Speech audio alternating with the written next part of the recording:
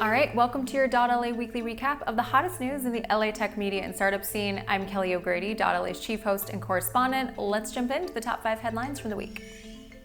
Well, clearly the biggest news was the election, but what did that mean for California? So Prop 24 passed with 56% of the vote. It's the most stringent consumer data privacy law in the nation, and it requires that businesses give consumers the ability to opt out when sharing sensitive information. So it's a huge change when it comes to privacy.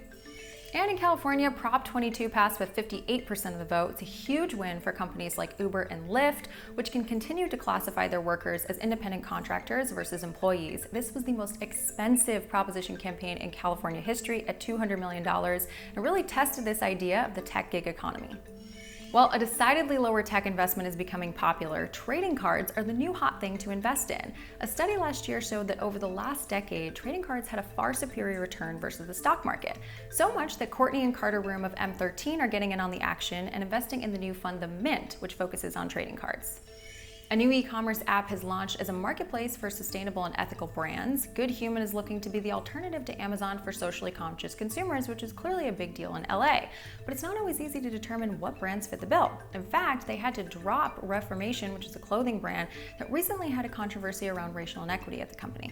And finally, it can be nearly impossible for former convicts to find a job in LA, but nobody runs a criminal record check on a company, right? So new incubator Reboot LA is teaching former prisoners to become entrepreneurs. They help students build competitive skill sets and even run their own businesses someday. All right, that wraps my weekly recap. For more details on these stories and other news this week, visit us on our website, sign up for our daily newsletter, and be sure to follow us on Instagram so you don't miss our exclusive video content. Thanks for tuning in. I'm Kelly O'Grady for .LA.